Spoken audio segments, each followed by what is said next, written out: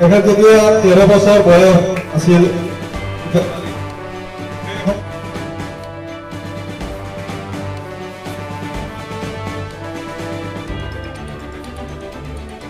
তাৰপিছতে আপোনালোকৰ একালৰ প্ৰভাৱ তালুকদাৰ চাহেব, প্ৰাক্তন সভাপতি সত্যবাদ দিলৱাৰ হোসেন সাহেব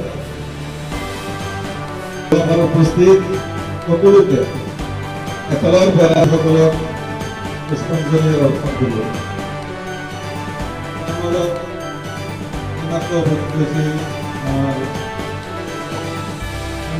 সম্পাদক সমাজ সেৱক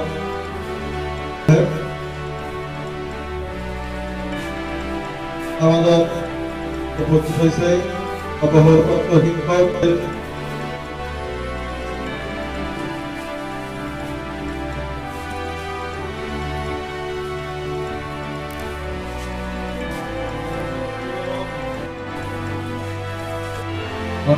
মাইনুল হক প্ৰমুখকে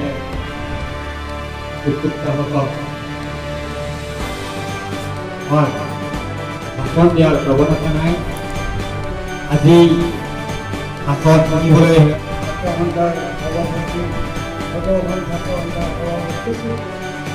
তাৰে দুজন আছিল বেংগলপাৰাৰ উমৰ আলী আৰু এজন জহৰ আলী আৰু এজন আছিল। তেখেত যেতিয়া 13 বছৰ বয়স আছিল সময়তে তেখেতক দেউতাক ঢুকাইছিল। 1972 চনত ভাষা আন্দোলনৰ সময়ত বিশেষকৈ মাধ্যম আন্দোলন বুলি জনাজাত কিবা অসমীয়াৰ যিটো বন্ধ এটা দিয়া হৈছিলে আৰু সেইটো সময়ত খাৰুপেটীয়াত 5 অক্টোবৰত খাৰুপেটীয়াত আমাৰ শ্বহীদ উমৰ আলী, শ্বহীদ জহৰ আলী আৰু শ্বহীদ মুজাম্মিল হক মঙলদৈৰ পৰা আহিছিলে আৰু ইয়াতে সেই 3জন ব্যক্তি সেইদিনা শ্বহীদ হৈছিলে। কিন্তু গোটেই ৰাজ্যখনত চৰ্চিত হিচাপে থাকে আমাৰ শ্বহীদ মুজাম্মিল হকৰ নামটো, কিন্তু শ্বহীদ উমৰ আলী আৰু শ্বহীদ জহৰ আলীৰ নামটো সাধাৰণতে উল্লেখ কৰা নহয়। তো আমি আজি আনুষ্ঠানিকভাৱে ইয়াতে আমাৰ এই ভাষা সাহিত্য সংৰক্ষণৰ যি স্মৃতিৰ ৰক্ষাৰ যি সমিতি আছে ইছমাইল হুছেইন নাগৰীয়াৰ নেতৃত্বত আজি এখন সভা অনুষ্ঠিত হ'ল। তাতে আমি অংশগ্ৰহণ কৰিছোঁ। আমি এটা কথাই আমি ক'ব বিচাৰোঁ যে অসমীয়া ভাষা ৰক্ষা কৰাৰ ক্ষেত্ৰত আমি অনাগত দিনত আৰু বলিষ্ঠভাৱে কাম কৰিব লাগিব আৰু ইয়াত কোনো জাতি ধৰ্ম ভাষাৰ কথা নাই। আমি সকলোৱে ঐক্যবদ্ধভাৱে বৃহত্তৰ অসমীয়া জাতি গঠন প্ৰক্ৰিয়াত আমি সকলোৱে মিলি কাম কৰিব লাগিব আৰু আজিৰ এই শ্বহীদ দিৱসত আমি সকলোৱে একমুখে এইটো প্ৰতিজ্ঞাবদ্ধ হৈছোঁ আৰু অনাগত দিনত এই অনুষ্ঠানটো আৰু অধিক মানে বহল ভিত্তিত কৰা হ'ব আৰু তাৰ কাৰণে সকলোৰে সহায় সহযোগিতা আমি আন্তৰিকতাৰে কামনা কৰিম। অসমীয়া ভাষা শ্বহীদ স্মৃতি ৰক্ষা সমিতিৰ উদ্যোগত শ্বহীদ মুজাম্মিল হক, উমৰ আলী আৰু জহৰ আলীৰ স্মৃতিচাৰণ সভা অনুষ্ঠিত হ'ল। 5 অক্টোবৰত 1972 চনৰ 5 অক্টোবৰত তেওঁলোক 3গৰাকী আক্ৰান্ত হৈছিলে আৰু 5 তাৰিখে জহৰ আলী আৰু উমৰ আলী শ্বহীদ হৈছিলে।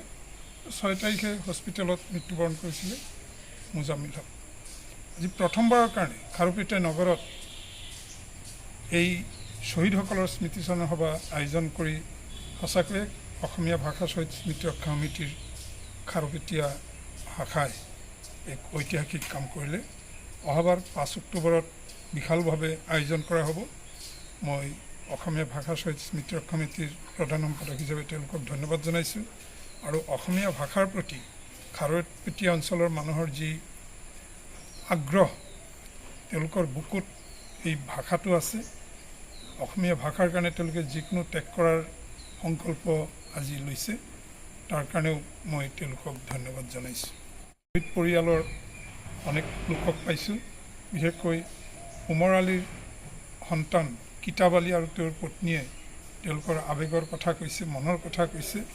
আমি এই শ্বহীদসকলক স্মৃতি স্থায়ী কৰিবলৈ খাৰুপেটীয়াত আমি এখন পুথিভঁৰাল গঢ়ি তুলিম আৰু খাৰুপেটীয়াৰ বিভিন্ন অনুষ্ঠানৰ নাম যাতে তেওঁলোকৰ নামত হয় তাৰ কাৰণেও আমি প্ৰচেষ্টা ল'ম আৰু আজিৰ সভাতেই আলোচনা হৈছে অহাবাৰ এই অঞ্চলতে বিশালভাৱে যাতে বিহুৰ আয়োজন কৰা হয় আৰু অসমীয়া ভাষা সংস্কৃতি চৰ্চাৰ অন্যতম কেন্দ্ৰ হিচাপে খাৰুপেটীয়াক গঢ়ি তুলিবলৈ যাতে প্ৰচেষ্টা লয় তাৰ কাৰণে মই সকলোকে আহ্বান জনাইছোঁ।